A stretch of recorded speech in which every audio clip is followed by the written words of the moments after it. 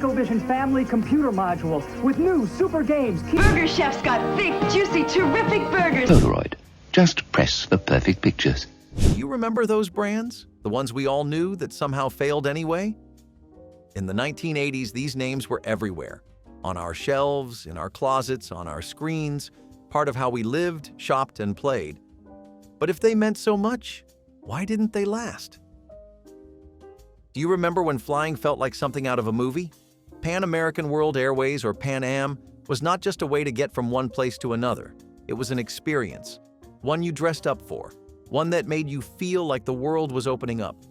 Their blue logo was instantly recognizable, their stewardesses were style icons, and their international routes were unmatched. It was the airline that brought jet-setting into American vocabulary. But behind the glamour, things were starting to slip. Rising fuel costs, government deregulation, and one financial misstep after another slowly chipped away at what was once an empire in the sky. By the time the 1990s rolled around, Pan Am was on life support. Even a last-ditch attempt to rebrand with a new focus on affordability could not save it. The 1988 bombing of Pan Am Flight 103 over Lockerbie, Scotland, was a final blow, emotional, financial, and reputational. The company folded not long after, its assets scattered, its story over. For many, it marked the end of an era. Today, people still look at old Pan Am ads and ticket stubs and feel something. Not just nostalgia, but loss. We thought it would always be there, gliding above the clouds, reminding us of what travel could be. And then, suddenly, it wasn't. When people talk about toys from the 1980s, there is always this sparkle in their eye. And more often than not, somewhere in the conversation, the name Coleco comes up. This was the company that gave us the ColecoVision, a game console that dared to dream a little bigger than Atari. But they also brought Cabbage Patch Kids into the mainstream, those little yarn-haired dolls that caused stampedes in department stores. Parents would fight tooth and nail to bring one home. Coleco was riding high, bursting into every American living room like it owned the place. But that was the problem. It tried to own too much. Flush with success, Coleco expanded fast. Too fast. They took on the Atom computer, a disaster of a product that lost them millions. The tech was rushed, the marketing confused, and suddenly they were bleeding cash. Meanwhile, Nintendo was coming in hot with the NES, and Coleco could not keep up. By the mid-1980s, it was over. Bankruptcy followed, and the name faded into memory. But for a moment, Coleco was everywhere. On our shelves, in our commercials, at the center of our holiday wish lists. It was a name that felt like it would always matter. Now, most people do not even remember what Coleco stood for. It is strange how a brand can go from a household name to a trivia question in just a few years. You could smell the sizzling fajitas before you even walked in the door. Chi-Chi's was not just a restaurant, it was an event. Tex-Mex was still new to most American towns, and Chi-Chi's made it feel like a party every time. Bright colors, huge plates, and that signature fried ice cream made it a destination for birthdays, anniversaries, or just a break from the usual. It was the first introduction many people had to things like chimichangas and salsa that came in jars. But behind the scenes, Chi-Chi's was a ticking time bomb. The rapid expansion across the United States meant quality slipped. Food prep got sloppy. And then, the worst-case scenario, an outbreak of hepatitis A tied to contaminated green onions in one of its restaurants. It killed 4 people and sickened hundreds. The trust was gone. No birthday song could bring it back. Lawsuits piled up. Chi-Chi's tried to rebrand, but the damage was irreversible. By the early 2000s, its last American location had closed. It was heartbreaking for those who grew up with it. A place where memories were made, now just another abandoned lot. The name still lives on in some frozen food aisles, but it is not the same. The party was over, and it ended in silence. In the 1980s, if you were not wearing Nike, you were probably wearing LA Gear. The brand was flash, neon colors, high tops with see-through soles, glitter on some models. They were sneakers that shouted, and they found fans fast, especially among kids and teens. They looked like something a pop star would wear on stage. And that was no accident. LA Gear poured money into celebrity endorsements, from Paula Abdul to Kareem Abdul-Jabbar. The shoes were everywhere. It felt like every mall window, every magazine ad, and every teen drama had someone rocking LA Gear. For a brief moment, it was not just a brand. It was the pulse of youth culture. But here is the thing about fashion. It moves fast. Too fast for a brand that built its entire identity on being trendy. LA Gear could not figure out what it wanted to be next. The designs became over the top. Stores started marking them down. The cool factor evaporated. And just like that, the empire began to crumble. By the 1990s, LA Gear was being sold in discount outlets. Today, you might spot a pair in the back of someone's closet, but they are mostly forgotten. At its height, LA Gear made you feel like you were part of something loud and exciting. Now, it is a quiet reminder that style always comes with a countdown. There was a time when walking into a Radio Shack and seeing a Tandy computer on display felt like stepping into the future. These were not just machines, they were status symbols. Having one meant your family was ahead of the curve. Tandy was Radio Shack's answer to IBM and Apple, and for a short while, it worked. The price was right, and the software support was decent. Schools even started to adopt them. But this was the 1980s, and the tech world was evolving fast. You could learn basic programming in your bedroom or type out homework assignments that actually looked professional. Tandy helped make personal computing feel possible for everyday families. Tandy tried to do it all, from computers to peripherals to proprietary software, and none of it could keep up with the competition. IBM opened their systems, and Apple got sleek. Meanwhile, Tandy stayed clunky. The name started to feel dated, and the machines began collecting dust. Radio Shack doubled down instead of pulling back. By the 1990s, the computers were gone, and the stores were not far behind. Tandy is one of those names that feels like a ghost now, an echo of when technology was still a little bit magical. The kind of brand you bring up and people say, "Oh yeah, I remember that." Then comes the silence. Before there were golden arches on every corner, there was Burger Chef. A pioneer in the world of fast food, it once had more locations than McDonald's. Their secret? Innovation. Burger Chef introduced the concept of the combo meal. They had a kids' meal with a toy before Happy Meals even existed. Families loved it. The food was quick, the branding was fun, and the prices were unbeatable. The restaurants had a friendly charm. Low-key places where memories were made over paper-wrapped burgers and crinkle-cut fries. Some even had indoor playgrounds before that was the norm. But while they were busy inventing the future of fast food, McDonald's was perfecting it. Better marketing, better real estate, and a more aggressive expansion strategy slowly buried Burger Chef. Legal battles with McDonald's drained their energy and their pockets. Ownership changed hands, and with it, the identity of the brand. By the early 1980s, most Burger Chef locations were rebranded or closed. What had once been a playground of innovation was now a forgotten building with a different sign out front. And for those who grew up with it, the loss still stings. It was more than a burger. It was the place you begged your parents to stop at. The place with the paper crowns and the magic. Now it is just another fast food footnote. Betamax was supposed to change everything. Developed by Sony, it offered sharper image quality, sturdier tapes, and a better recording system than anything else on the market. In a vacuum, it should have dominated, but it did not. Why? Because while Sony guarded its technology, its main rival, VHS, was being licensed left and right. Soon, every manufacturer had a VHS machine. Video rental stores saw which way the wind was blowing and started stocking more VHS tapes. Consumers followed. Betamax users were left with shrinking options and growing frustration. It did not matter that the tech was better.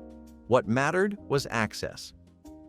Betamax hung on for a few years, mostly thanks to loyalists and some niche markets.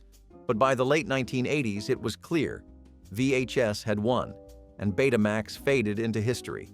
It became one of the earliest cautionary tales in consumer tech. Being first is not enough. being best is not enough. If you do not play nice with others, you get left behind. In the age of big hair and aerobics tapes, there was a diet soda that tasted like rebellion. It was Tab Cola, sleek pink can, 0 sugar, and a cult following that bordered on obsessive. Tab was Coca-Cola's first foray into the diet world, and for a while, it worked. People loved it, or at least got used to it. It was the drink of choice for the calorie-conscious before Diet Coke came to the party. But once Diet Coke arrived in 1982, everything changed. It had the Coca-Cola name and a smoother taste. Consumers jumped ship. Coca-Cola tried to keep Tab alive, niche flavors, bold marketing, but the writing was on the wall. Sales dropped, distribution narrowed, and by the time the 1990s rolled around, Tab was almost gone. Almost. A small but loyal fan base kept it alive longer than anyone expected, but even that could not last forever. The brand was officially discontinued decades later. Now it lives on as a memory, a pink can in a vintage vending machine, a reminder that being ahead of the trend does not always mean you stay in front. Intellivision had ambition. Released by Mattel in the early 1980s, it was not just a gaming console, it was a challenge to Atari. With better graphics, a full numeric controller, and a library of games that felt just a little smarter, Intellivision made a strong first impression. For a moment, it looked like it could win. The advertising war was fierce. They even ran ads comparing their system directly to Atari's, pointing out every technical shortcoming. But then came the crash. In 1983, the video game market collapsed. Oversaturation, poor quality control, and waning interest left the industry in shambles. Mattel, unprepared for the downturn, slashed the division. Intellivision faded, even as competitors like Nintendo emerged from the wreckage with a new vision. For those who had one, Intellivision felt like a secret club, something a little different, a little more thoughtful. Now it is mostly remembered in retrospectives and collector forums, another what could have been buried under layers of silicon and nostalgia. When E.F. Hutton talks, people listen. That slogan was everywhere in the 1980s, television, magazines, even bumper stickers. E.F. Hutton was more than a brokerage firm. It was an institution. It promised wisdom, confidence, and a touch of elite mystery. Clients trusted it, but trust is a fragile thing. In the mid-1980s, E.F. Hutton was caught in a check kiting scandal that rocked the financial world. They were essentially writing fake checks to inflate their balance sheets. Not exactly the kind of leadership people want in their money managers. Fines were paid, leadership shuffled, but the damage was done. Clients fled. The name became a punchline. Eventually, E.F. Hutton was sold, rebranded, and swallowed up by other companies. The slogan disappeared, and with it, the aura of trust they had spent decades building. It is a sharp reminder. Even giants can trip on the smallest cracks. There was a time when driving an Oldsmobile meant something. It stood for American craftsmanship, quiet confidence, and just enough flash to stand out without showing off. You saw them at every school drop-off, every office parking lot, and every Sunday family gathering.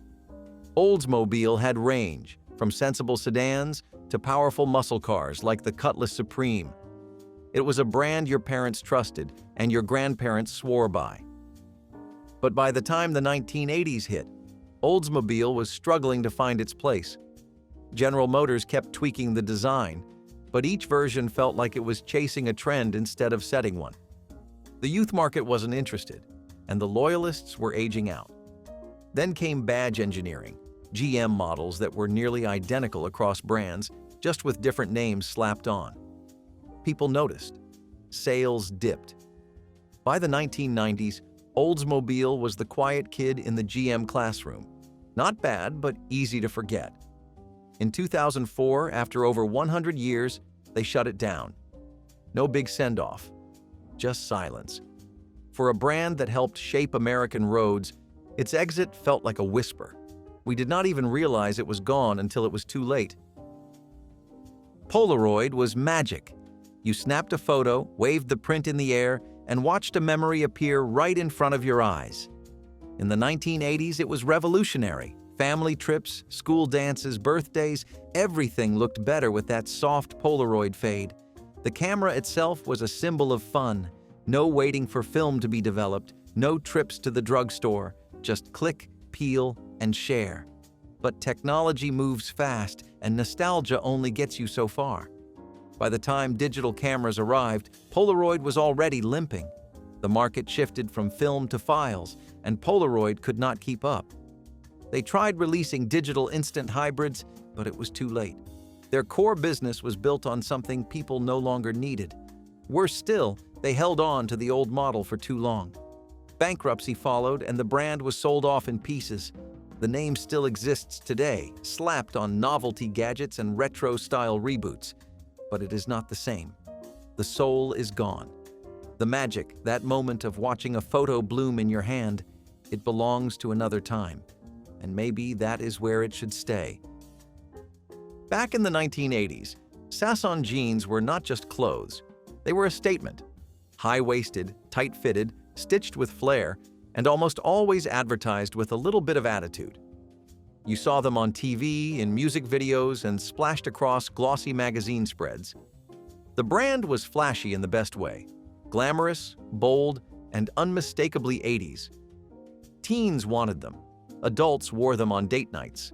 Sasson had style and it knew it, but trends like denim stretched thin. The 1990s ushered in minimalism. The bold stitching and high-gloss campaigns suddenly looked dated. Brands like Calvin Klein and Guess began redefining what cool looked like. Clean lines, muted tones, and subtle branding. Sasson got left behind. The company tried to adapt, but the edge was gone. Even celebrities stopped wearing them. Suddenly, the jeans that made you feel seen were now ones you avoided. By the early 1990s, the brand had faded from the spotlight. It would not be the last denim casualty, but it might be one of the most abrupt. For those who wore Sasson, it was a phase they remember vividly, and like any phase, it ended faster than they thought it would. If you were a teenager in the 1980s, Smash Hits magazine was your Bible. It was where you got your lyrics, your gossip, your posters, and maybe even a little inspiration for your wardrobe. Every issue felt like a backstage pass to the music world. The tone was cheeky, fun, and totally tuned in to what young people cared about. Smash Hits knew its audience and gave them exactly what they wanted. Pop idols, covered, fan letters, printed, band drama, delivered with just enough snark. But then came MTV. Music went visual, fast. By the late 1980s, fans wanted to watch their idols, not just read about them. Video killed the print star. Smash Hits tried to keep up, but the energy was shifting. The American edition could not maintain momentum. Sales declined, competitors emerged, and suddenly, it felt like the magazine was trying too hard to be what it used to be. It lost its spark. The final issues came and went with little fanfare. What once felt like a cultural lifeline became just another magazine you forgot to renew. The posters may still be taped to attic walls somewhere, but the era, that is long gone. Shakey's Pizza Parlor was a party with a crust. It was not just about the food, it was about the vibe. Communal tables, player pianos, arcade games, and pitchers of root beer big enough to share with the whole baseball team. It was the kind of place where you celebrated little league wins or just blew off steam with family. In the 1980s, Shakey's had a footprint that spanned the country. They were early pioneers in the idea that dining could be entertainment. But as the 90s approached, everything changed. Pizza Hut and Domino's embraced delivery. Kids wanted gaming consoles, not clunky arcades, and families wanted quicker, cheaper meals without all the noise. Shakey's tried to adapt, but the charm wore thin. Locations started closing. The ones that remained felt trapped in time. And not in the cool, nostalgic way. Just dated. The brand lives on in small pockets, especially overseas. But for most Americans, it disappeared quietly. All that is left is the memory of paper cups, thick crust, and a place that felt like your own little pizza carnival. Now, it is mostly just a name that makes people say, "Oh wow, I haven't thought about that in years. Woolco was supposed to be the future of retail. A spin-off of Woolworths, it offered everything from clothing to appliances to furniture, big stores, bigger selections, and prices that kept families coming back. In the 1980s, shopping at Woolco felt like a Saturday ritual. The parking lots were full, the aisles were busy, and the red signage promised bargains just around the corner. But behind the buzz, cracks were forming. Retail was changing fast. Walmart and Target were gaining traction, streamlining operations and offering a shopping experience that felt just a bit more modern. Woolco, on the other hand, looked and felt stuck. Store layouts were outdated, the product range was inconsistent, and the company just could not keep up with the sheer efficiency of its new rivals. Profits dipped. Locations started to vanish. By the mid-1980s, Woolco was out of the game in the United States. Some Canadian stores lingered a while longer, but even they eventually closed or rebranded. For those who remember it, Woolco was never flashy, but it was familiar, a place you could count on, until one day you couldn't. Zayre was your go-to store when you needed something quick, cheap, and in style, at least for a while.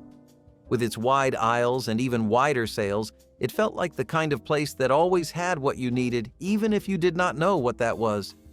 Kids' clothes, home goods, a new cassette deck. It was all there. Zayre thrived in the late 1970s and early 1980s. It understood the American shopper's desire for convenience without breaking the bank. But competition was growing. Target was sleeker, Kmart was faster, and Walmart was, well, everywhere. Zayre struggled to define itself in this new retail landscape. Its stores started to feel tired. The deals were not as exciting. The branding got fuzzy. Shoppers noticed. The decline was not sudden, but it was steady. By the end of the 1980s, Zayre began selling off locations and assets. Eventually, it folded into other chains, and the name disappeared. Another once familiar sign taken down, replaced by something newer and shinier. But for those who grew up with it, Zayre was more than just a store. It was part of their weekly routine. Now it is just a piece of shopping history. Bonwit Teller was class, the kind of store that made you feel like you had stepped into a different world, one lined with soft lighting, elegant displays, and salespeople who treated you like royalty. For decades, it was where New York's elite and fashion-conscious shopped for the latest trends from Paris or Milan. But as the 1980s rolled on, the world of fashion was shifting. Department stores were giving way to specialty retailers. Mall culture was exploding. Bonwit Teller, with its refined aura, started to feel out of place. The store tried to modernize, new owners, new branding, but the core audience either moved on or aged out. Younger shoppers found it too stiff. Older customers felt abandoned. The once pristine reputation began to crumble. Then, in a moment that felt symbolic of its fall, the New York flagship location was demolished to make way for a new skyscraper. Just like that, a century-old legacy vanished in the dust. Bonwit Teller is now a footnote in fashion history, a brand that could not pivot fast enough. What was once a destination became just another name you read about in style retrospectives. Koogle was weird, but that was kind of the point. Introduced in the 1970s and still lingering into the 1980s, it was a peanut spread that came in flavors like banana, cinnamon, and even chocolate. Think of it as peanut butter's quirky cousin, sweet, sticky, and just a little off-center. Kids either loved it or hated it. Parents were curious, then skeptical. Koogle was marketed with a cartoon mascot and groovy lettering that made it feel like a snack straight out of a Saturday morning commercial break. It caught on for a minute. But the problem with novelty is that it wears off. The flavors got old. People went back to plain old peanut butter. It was cheaper, simpler, familiar. Koogle did not evolve, and it definitely did not expand. By the mid-1980s, it was gone from most shelves. Another product that promised fun and delivered confusion. Today, it pops up on nostalgia blogs and "do you remember" lists? But ask most people, and they will just furrow their brows. Koogle? Wait, was that real? Swatch made watches cool again in the 1980s. Bright colors, bold designs, and just enough European flair to make it feel like fashion instead of function. So it made sense for them to branch out into phones. The Swatch phone was supposed to be the next logical step. Sleek, modern, and just as eye-catching as their watches. You could spot one across the room. And that was kind of the problem. It was more fashion than function. The plastic felt flimsy, the features were basic, and at a time when landlines were still crucial, people wanted reliability more than style. Swatch missed the mark. The phone looked fun but felt cheap. It never caught on in the same way the watches did. By the early 1990s, it was discontinued, quietly phased out without much fuss. It became a collector's item, but not in the way Swatch had hoped. Sometimes a great idea just belongs to the wrist, and not the wall.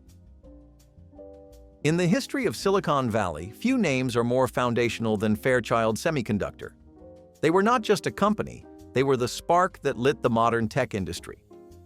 Formed in the 1950s, Fairchild was where the microchip was born. By the time the 1980s rolled in, they were a household name in tech circles. Their circuits powered everything from early computers to space technology. It was the place where innovation lived. But innovation has a price, especially when the people doing the inventing get restless. Fairchild's top minds, known as the Traitorous Eight, eventually left to start companies like Intel. That brain drain never really stopped. Fairchild kept making good hardware, but their leadership was slow to adapt. They missed key opportunities in consumer tech and failed to compete in a marketplace that was evolving faster than ever. While rivals streamlined production and dove into personal computing, Fairchild stayed tied to older business models and corporate red tape. The tech they pioneered was now being perfected by others. Profits slipped. Acquisitions followed. Fairchild was eventually absorbed and reabsorbed until the name barely meant anything at all. Today, you will find references to them in documentaries and textbooks, but not on product shelves. They helped invent the future, but somehow they were not part of it. And that might be the most bittersweet kind of legacy. If you ever opened a kitchen cabinet in the 1980s, chances are you saw that familiar gleam, copper-bottomed Revere Ware pots stacked with pride. They were sturdy, shiny, and built like heirlooms. For generations, they symbolized real cooking. Parents used them to make Sunday gravy, holiday meals, and weeknight staples alike. The clatter of metal on stovetop was a part of the soundtrack of home. Ware's appeal was not just in durability, it was in the look. That warm copper shine made you feel like what you were making mattered. But by the late 1980s and into the 1990s, the shine began to dull, literally and figuratively. Non-stick cookware surged in popularity. Lighter, easier to clean, and often cheaper, it lured away the next generation of home cooks. And Revere Ware did not adapt fast enough. They tried rebranding, updating designs, even producing cheaper product lines. But with every shortcut, the brand lost a little more of what made it special. People noticed. The pots dented easier, the copper tarnished faster. Slowly but surely, families stopped handing them down.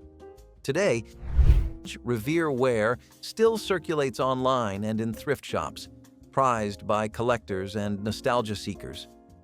But in most kitchens, it has been replaced by sleek, ceramic-coated pans with trendy colors and digital thermometers.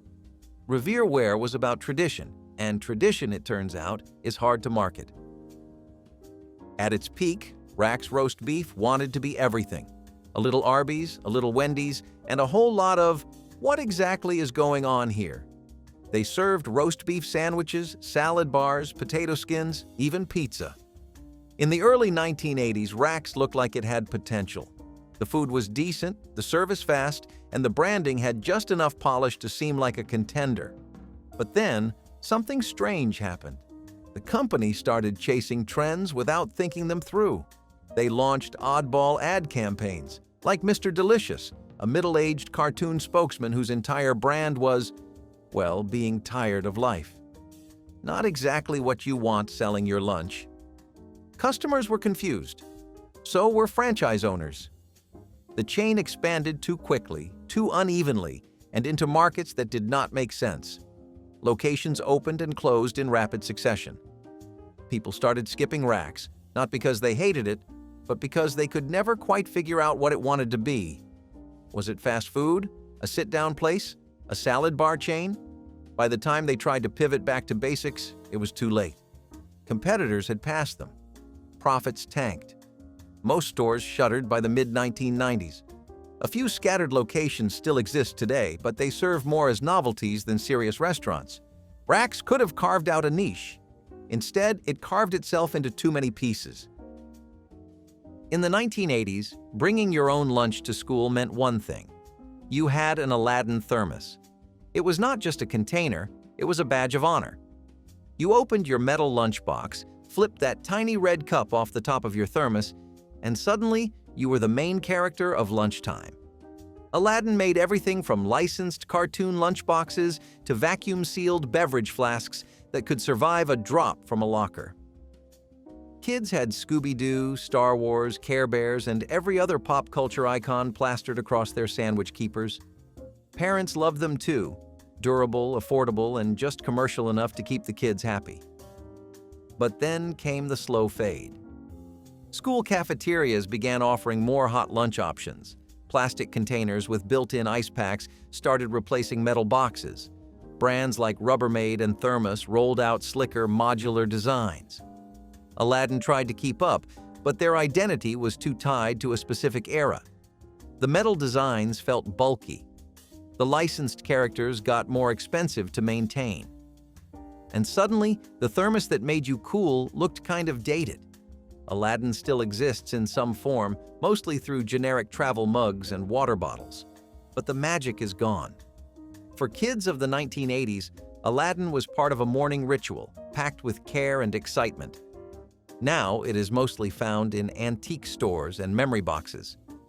Reminder of peanut butter sandwiches, thermos soup, and a time when lunch came with a little more personality. You did not grow up in the suburbs of the 1980s without seeing a Vista Cruiser. That long, wood-paneled station wagon was more than just a car. It was a landmark in motion. Parents drove it to soccer practice, loaded it up for weekend camping trips, and packed it to the roof with groceries. Roof windows gave kids a view of the sky while they rode in the way back, seatbelts optional. It was a family hauler before minivans and SUVs took over the market.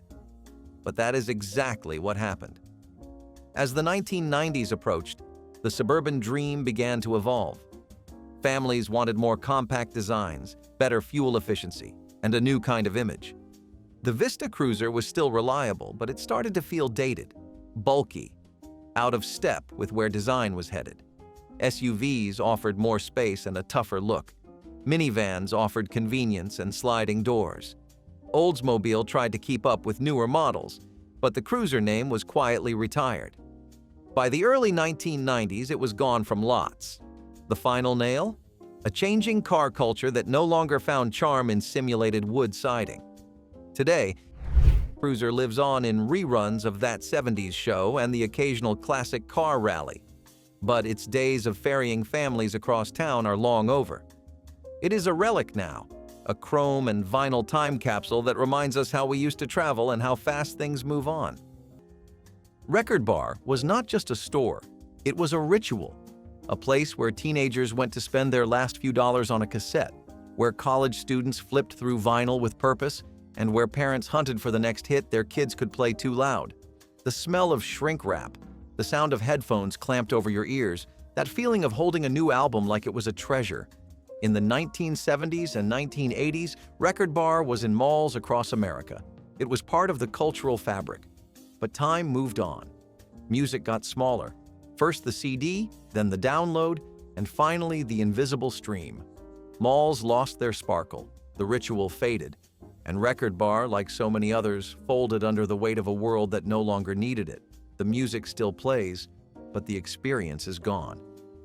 You can click a button now, but you will never get that feeling again. That quiet buzz of possibility as you stepped through the door.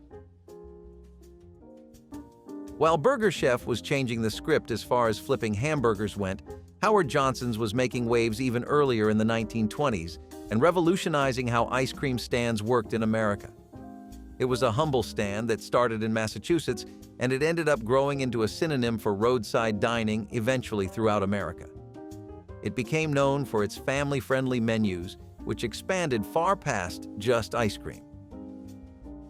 When I tell you there was a Howard Johnson everywhere, please believe me, because I mean absolutely nowhere was safe from Johnson. I'm talking about interstates, every other main road, near subways, but there was one location where they were most popular, and that was highways. Their joints also had this infectiously charming appeal to them with those bright orange roofs that were so recognizable. They were one of the first places to set a standard for fast food that the rest of America would follow, and they still stuck true to their roots by serving some pretty good ice cream. Howard Johnson focused on becoming a recognizable brand that families could trust, and their entire business model was being a source of some great food, even around places like the highway. Spray-on snow was a holiday must-have in the 1960s, a seasonal delight that turned every window into a frosted wonderland. Just shake the can, press the nozzle, and watch as fluffy white patterns appeared across the glass. It was festive, easy to use, and absolutely everywhere. The catch? That soft, pretty snow was often laced with lead-based pigment. Yep, neurotoxins right in the living room. Kids would draw smiley faces and snowflakes, breathing in fumes and getting it on their fingers before heading back to sip cocoa. Parents sprayed entire windows from top to bottom, unaware that every jolly doodle came with a microscopic health warning. When the holidays were over, wiping it off meant smearing fine white dust all over the furniture, and sometimes even using dry cloths that kicked it up into the air again. It stuck to glass, to hands, and to memories. Photos from the era show smiling kids standing in front of the stuff, glowing with seasonal pride and unknowingly inhaling trace amounts of heavy metals. Eventually, safer versions appeared on the market, but for a while, decorating windows was more toxic than tinsel. And if the snow spray didn't get you, the bed you fell asleep on might, because some kids literally snoozed on pillows filled with flammable fluff. Wood paneling was everywhere in the 1970s.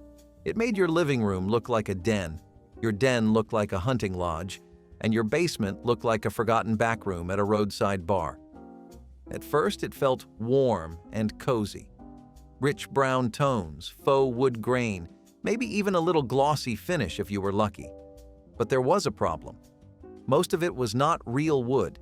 It was thin, pressed panels with a printed veneer.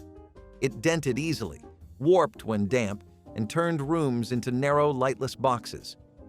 The illusion of natural wood faded fast when corners started peeling and warping with moisture. What was meant to bring a rustic touch ended up feeling cheap and oppressive. Once a sign of stylish Americana, it aged into a symbol of dated taste. The worst part? You could not just paint over it. People spent entire weekends trying to rip the stuff down or cover it with drywall.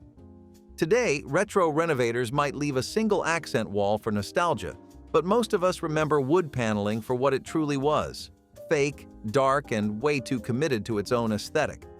And when the walls started closing in, families turned to high-tech solutions to feel connected inside the home. Unfortunately, those did not age much better. Asbestos ironing board pads were sold as the safe, high-tech solution for smooth shirts and crisp collars. Heat-resistant, durable, and perfect for avoiding scorched fabrics, they were hailed as a homemaker's dream. But underneath that calm surface, danger was woven right in. Each time you pressed your iron down, tiny asbestos fibers could rise up like invisible ghosts and float through the air, just waiting to be inhaled. Back then, asbestos was everywhere. Floor tiles, insulation, and yes, even the place where you laid your dress shirts. These ironing pads didn't just survive heat, they absorbed it, radiated it, and spread microscopic fibers every time they cracked or frayed. The scary part? No one knew. People used them for years, pressing garment after garment, slowly breathing in particles that would later be linked to serious illnesses. It was domestic life disguised as risk management. And there was no warning label, no raised eyebrow at the store. Some hazards were sweet, powdery, and sold right next to the gumdrops, like tiny, sugary sticks that made smoking look cool before you could even spell nicotine. Leisure World was not just a retirement community, it was a promise, a dream built on sunshine, shuffleboard, and stress-free living.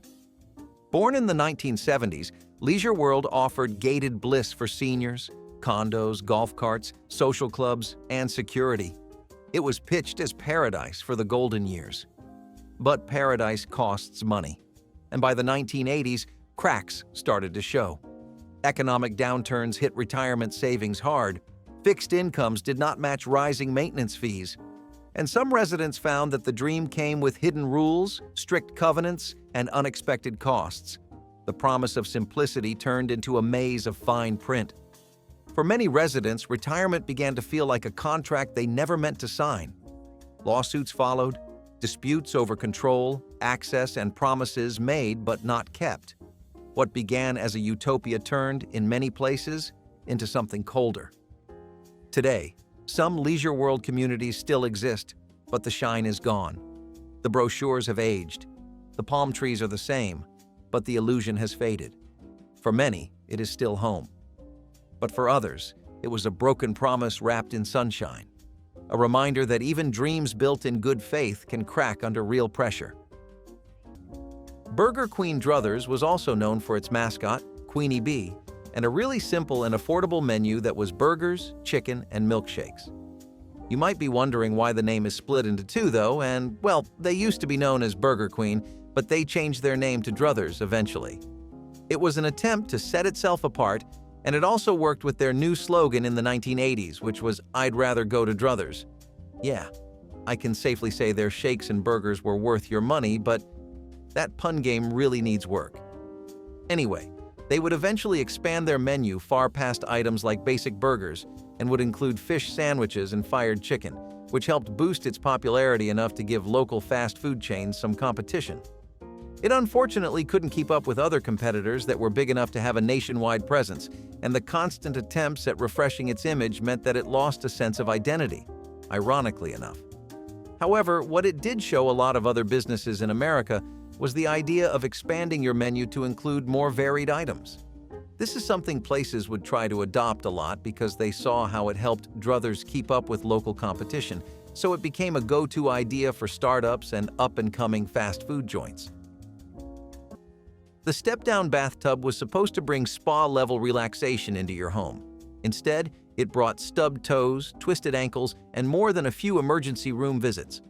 These sunken tubs looked sleek in design magazines, especially when surrounded by lush ferns and candlelight. But reality hit hard the moment you tried to use one.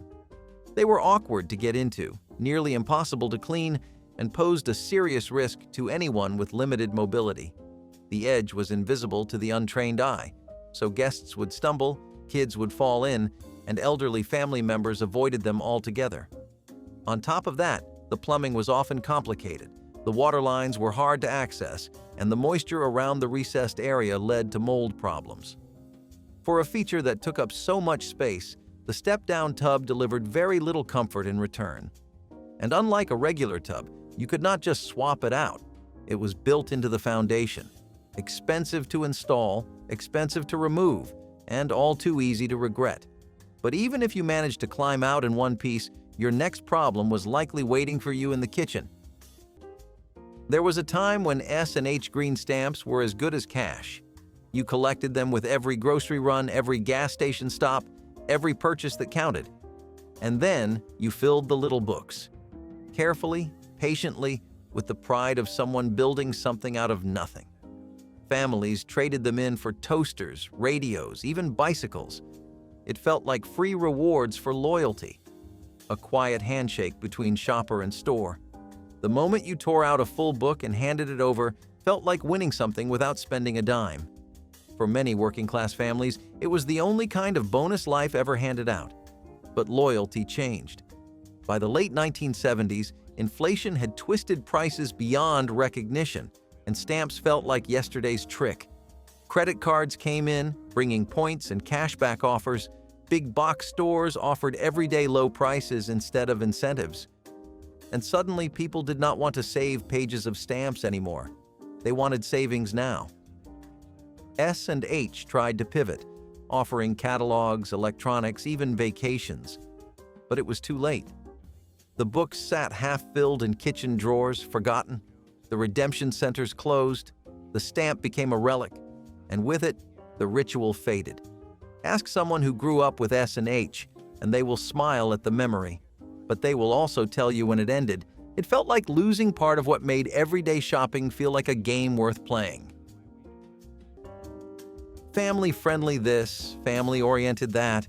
If you really want to talk about a restaurant that played that game better than anybody else, you can really only mention Antoine's. From the streets of New Orleans, Louisiana. Also, stop for a second. Remember how I said Parker's was only the second oldest restaurant? Let me introduce you to the founding date of Antoine's, which is literally 1840. By the way, this place was still up and running by the mid-20th century. So yeah, just let that sink in for a bit. It wasn't known for how long of a life it lived, though. It was known for Antoine Alciatore's famous decision to include classic Creole cuisine, which at the time, and even well into the 20th century, nobody else was doing. If they were, they definitely were not doing it on the same scale as Antoine's was. It had multiple dining rooms, and each of them had its own unique aesthetic and deco. And they were very often used for private dining and even parties. It was known as a place for the affluent and the rich to come and live it up, and it had an extensive wine cellar. A lot of qualities that you haven't heard so far, because we've mostly dealt with restaurants specializing in family-friendly food and classic American fast food staples. Antoine's was the biggest proponent of Creole culture, fine eating, good wine, and an extreme focus on carrying your cultural identity into your product, a format that a lot of restaurants are even today trying to nail down perfectly. Pan American World Airways was not just a brand, it was a symbol, a ticket to the world stamped in blue and white, with flight attendants in crisp uniforms and ads that made the world seem smaller and more elegant. For much of the 20th century, flying Pan Am meant you had made it. But by the 1970s, the cracks were showing. Oil prices spiked, air travel deregulated, competition exploded, and Pan Am, bloated with international routes and expensive aircraft, could not adapt fast enough. It tried new services, rebranded its cabins, and even launched a short-lived domestic push. But nothing stuck. The glory days were gone, and the bills kept coming. By the early 1990s, it was over. Planes grounded, staff laid off, logos fading from airports and travel posters. For many Americans, Pan Am was their first flight, their first window seat, their first glimpse of the clouds from above. To watch it fall felt like watching the future turn to dust. It was more than a business loss. It was a goodbye to the golden age of travel. Orange and brown. Together, they were supposed to represent warmth, nature, and the grounded spirit of the 1970s. Designers called them earth tones. Homeowners called them modern. But within a few years, most people started calling them ugly. These colors crept into every corner of the house, from rust-colored curtains and burnt orange sofas to chocolate-brown carpets and gold-tinted kitchenware. When paired with low lighting and wood paneling, the effect was not soothing, it was stifling. Rooms felt smaller, homes felt older. The optimism of the post-war era was gone, and in its place came heavy, saturated tones that weighed everything down. It was like living inside a forever sunset that never let up. Even kids' bedrooms, meant to be bright and fun, often ended up looking like burnt orange caves. By the time the 1980s rolled around, decorators ran screaming toward pastels, neon, and glass. Orange and brown were buried under coats of white paint and forgotten, like the dusty shag carpets they often matched. But style was not the only thing people gave up on. Sometimes, even the furniture itself just gave out. Olympia Beer was not flashy, it was not exotic, it was the working man's brew. Born in Washington State and famous for its "It is the water" slogan, Olympia carved out a loyal base across the Pacific Northwest. It tasted like fishing trips, union picnics, and back porch summers. You did not drink it to impress anyone. You drank it because it was yours. But the beer wars were brutal. Big national brands like Budweiser and Miller came swinging with huge ad budgets and coast-to-coast reach. Olympia tried to expand, but its regional charm did not scale well. The further it traveled from the rivers and forests of its home, the more it lost its soul. What made it special could not be bottled and shipped across state lines. It was bought out, reformulated, stripped of its identity. By the 1980s, the writing was on the wall. The original brewery closed, the taste changed, and loyal drinkers quietly moved on. Today, Olympia still exists in name, brewed by a different company in a different place. But those who remember the real thing will tell you, it is not the same. And maybe it never could be. Gasoline-scented model airplane glue was the secret sauce of childhood creativity and accidental intoxication. The solvent-heavy adhesive smelled like a gas station in July, sharp enough to make your nose sting and your eyes water. Kids would crack open the tube, squeeze out a glob, and before you could say ventilation, they'd be glassy-eyed and dizzy. This wasn't your average school glue. It was packed with toluene and other solvents that evaporated quickly, creating fumes that went straight to the brain. And back then, no one batted an eye. Parents assumed the lightheadedness was from excitement. In reality, kids were unintentionally getting high. Some took it further and started sniffing glue on purpose, leading to a whole wave of accidental addiction. It became a national concern. Stores put warning labels on the tubes. Glue brands changed formulas, but the damage was already done. For a brief moment, model kits were less about airplanes and more about buzzing in the back of your brain. That sharp chemical tang became the background scent of many basements, garages, and bedrooms. It stuck to your fingers, your clothes, and your memory. And the toys? Well, they often stayed unfinished because the builder was too loopy to finish gluing on the wings. But if model glue seemed risky, just wait until you see the next toy that looked exactly like a real weapon, down to the shell ejection. In the 1970s, Vivitar cameras were everywhere. They were not the fanciest, but they worked. They captured birthday parties, backyard barbecues, and road trips to Mount Rushmore. They were affordable, sturdy, and proudly American. For amateur photographers, Vivitar was a ticket to creativity. But behind the shutters and flashbulbs, the world was changing. Japan was coming fast with brands like Nikon, Canon, and Minolta. Their lenses were sharper, their designs sleeker, and their technology more advanced. Vivitar could not keep up. It tried to pivot, offering accessories, licensing deals, and budget versions of premium cameras. Every shelf they lost in a department store was one less memory they would help capture. They were not just losing market share, they were losing their place in the family album. But the market was ruthless. Film was expensive, competition was brutal, and Vivitar slowly fell out of focus. By the time digital cameras arrived, it was too late. What once filled shelves at Sears and Montgomery Ward now sat in garage sales and thrift stores. Forgotten. But ask anyone who grew up in the 1970s to show you their old photo albums.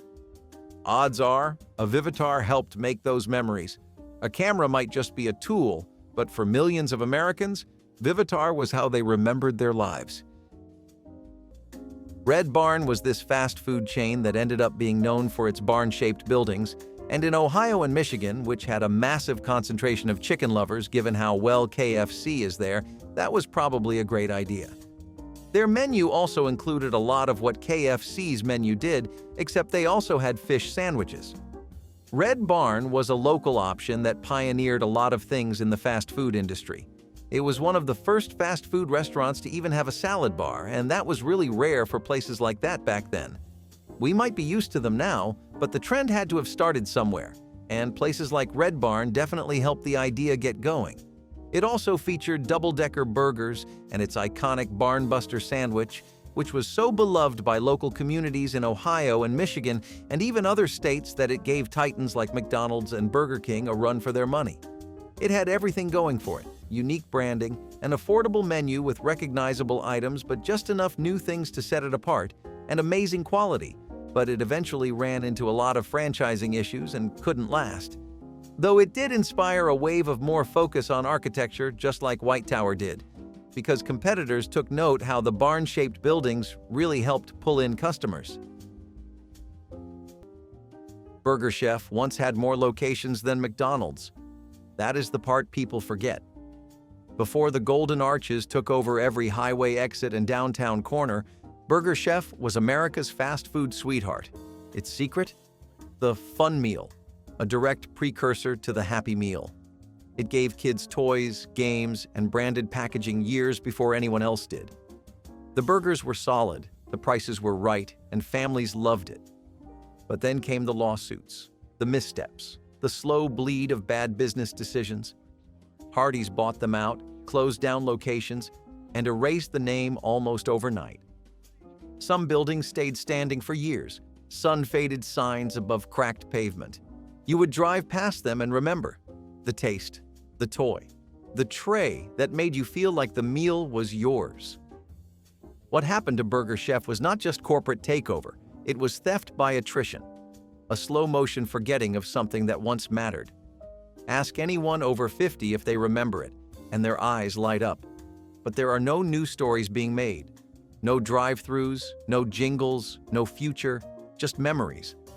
And that, for a brand that once brought so much joy, feels like a tragedy no one saw coming. Popcorn ceilings were everywhere, and you did not think twice about them until one started flaking into your cereal. Created as an easy solution for soundproofing and hiding imperfections, these textured ceilings were sprayed on like cheap whipped cream, giving homes a bumpy, cratered look that no one questioned until they started falling apart. Vacuuming the ceiling became an actual task in some households, and painting over them was a test of endurance and futility. But the real danger was deeper than dust. Many popcorn ceilings contained asbestos, a now-banned toxic material that can cause serious health issues. Once people found out, the ceiling went from being just ugly to outright terrifying. Suddenly, every flake falling from above felt like a silent threat you could not ignore. That meant removing them was not just inconvenient, it was dangerous and expensive. Families who had lived under them for years were suddenly advised to bring in professionals just to make their homes safe again. Something meant to be invisible became the most threatening part of the room. And the disasters did not stop there. Just take a look under your feet. There was a time when TWA meant elegance, a time when stepping onto a Trans-World Airlines flight was like entering a luxury hotel in the sky. The seats were wide, the service crisp, the logo iconic. From movie stars to newlyweds, everyone wanted to fly TWA. It was part of the golden age of air travel. But by the 1970s, the clouds were darkening. Deregulation hit hard. New competitors raced into the skies, offering faster routes and cheaper fares.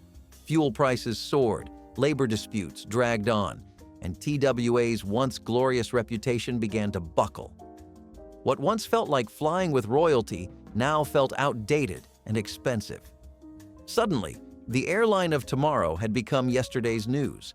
It expanded too quickly, bought too many jets, and could not keep up with the ruthless economics of modern air travel. Bankruptcy became a familiar word. By the time American Airlines absorbed what remained in the early 2000s, the brand was already a shadow. Airports removed the signs, crews traded uniforms, but the memory lingered. For anyone who flew TWA during its heyday, there was nothing like it. Now, it is a name buried under decades of debt and nostalgia, a ghost with wings. Mama Leone's, on the other hand, was founded in 1906 by Luisa Leone, who was an Italian immigrant and decided to try her luck with a small restaurant venture, but in a place with giants and regional top dogs dominating the market. That was New York City's theater district, and she definitely had a backbone because people would usually pick way less competitive areas to start their journey into the restaurant business. Plus, she was an immigrant, so it wasn't like she had a lot of local support either. So you can say Mama Leone's is entirely self-made.